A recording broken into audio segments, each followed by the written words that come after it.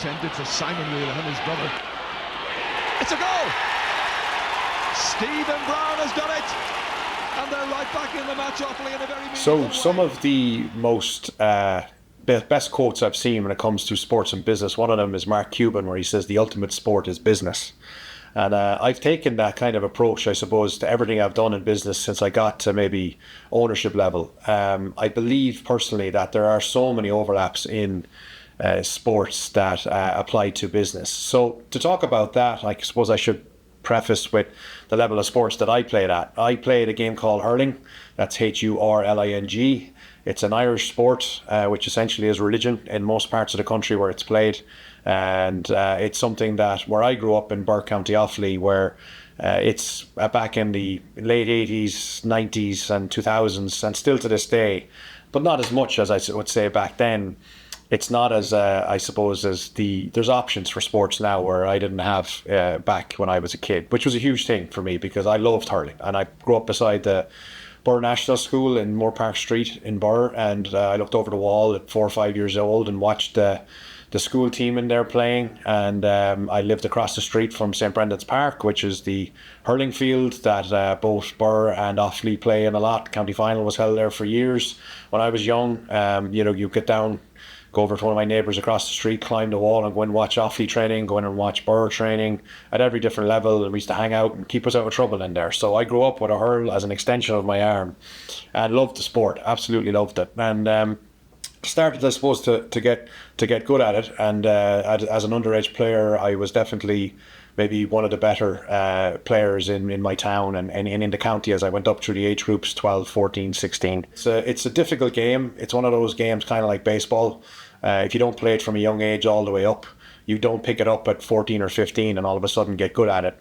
There's a lot of living with that hurl in your hand, going down to the shop to get a soda and a candy bar. You're hitting the ball against the wall, going down the Orchard Lane, and it's just non-stop for years. And even at that, you don't necessarily end up because it being good at it, because it becomes a sport, I suppose, that it takes a lot of guts and courage to play it.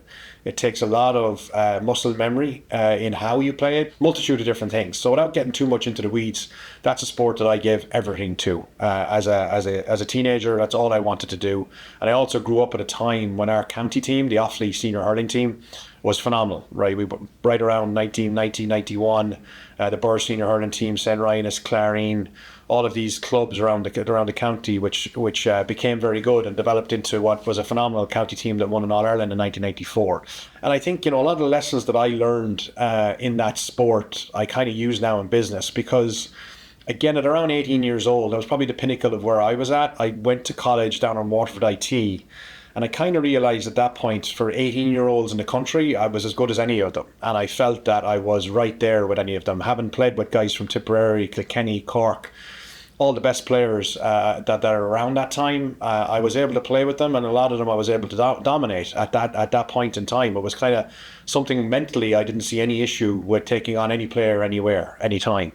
And I think that's something that I felt then at 19, 20, it kind of started to head in the wrong direction for a multitude of reasons. But without getting too much into the details of it, the problem I suppose I had from 19 to 24 personally was that I lacked a lot of confidence at times too quickly. And I think that when things started to go against me on the hurling field, I looked to the sideline, I looked around, I kind of didn't grasp that this is going to be difficult. There are times when the ball's going to go wide, and maybe it goes wide a second time, but you trust the process. I didn't have that mentality. It wasn't, sports psychology was kind of in its infancy around then, but me as an 18, 19, 20-year-old was probably pretty weak, I would say, for confidence-wise, and everyone kind of would have said I was a very streaky player. When I was on, I was hard to stop, but when I wasn't on, I was easy to keep off. So that was something I think that I never really worked on. It was a case of that first ball come up, that I forget out in front of my man the first time and win it, and then the rest of the game could even stem from there, as crazy as that sounds. But I think the important piece I want to talk about when it comes to business and sports is you definitely, in hurling, which is something I didn't really understand at the time, was, first and foremost, look in the mirror. And it's the same in business, right? Look in the mirror and find out what can you control in this moment, in this point, at point in time. What can you control?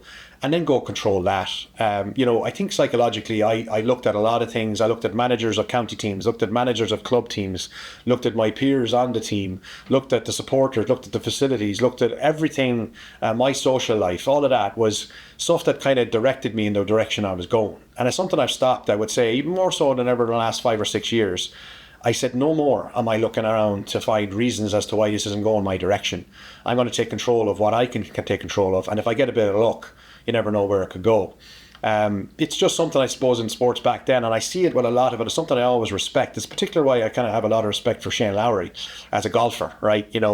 He had no right. I think I tell the story of the first time I ever actually saw him was at the Masters in 2023 on a golf course, and he walked up the fairway on the fifth, and I was in one of those at the ropes about to cross, and I just remember saying to myself, he walked slowly up the fairway, but I just felt like he was walking like he owned the place. It was just like he'd an air of confidence about him. That just, blew my mind, from a guy from Clara in Offaly, where I grew up, had that much confidence and that much presence at that level of sport, like world-class sports. I didn't have that when I went down to Waterford IT as 18 years old. I felt like a bit of an imposter. I felt like, yeah, Offaly was coming at the time underage, but like, this is Tipperary, this is Kilkenny, this is Cork, this is, the Waterford senior hurling team back then. These guys are better than us, obviously, right? We have to earn our crust here, and I think in business, I have a totally different approach here at Energy Electric. I look at the big guns of electrical contracting in our area and across the country and say, absolutely 100% we can do what they do. We can beat them out of a project as long as we can deliver on it. I think that's some of the stuff when it comes to sports that you have to approach everything with a process. And the process is something you fall back to when things are going maybe in the wrong direction, right? The momentum is not going in your way, because that's something I really struggled with on the sports field. Momentum was key for me more than most players.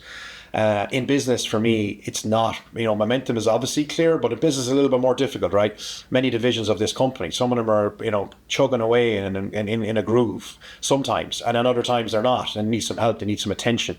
But it always falls back to the process, and it always falls back to what, as me as the CEO, am I doing to help that division of this company? What can I control right now? I cannot control that, certain positions in this company turn up to work someday with just no interest in doing anything because of other things outside their life, or they're in work and they're not happy with certain things. I can't control that, but I can control the KPIs around their division to make sure that I'm looking at them. I can control a nod or a wink or a look on their face, and I pass them in the corridor and I follow up a day later to see are they okay. I can control that because I can start to see, as a business, how are people feeling. And it's a red flag. As soon as you start to see a short answer, as soon as you start to see a consistent approach to things that is not what we require, there you go. There's a problem you got to go deal with.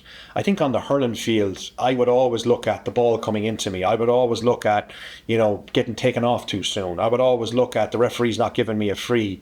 In the back of my mind, that was always going to be something I could fall back on. My social life, when I started to not play well, 19, 20, 21, I started to then maybe not take care of myself off the field. And that was kind of a crutch for me to fall back on. I like a pint, I like a bit of a party.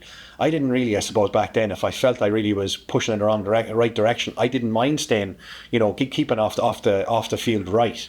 It was when I felt that I wasn't playing well, or the confidence wasn't where it was, or I was part of a squad or a roster that I didn't believe in, or a manager that I thought wasn't at it, I would then fall back on my social life or off the field as a reason, as, I can go do that because we're going nowhere.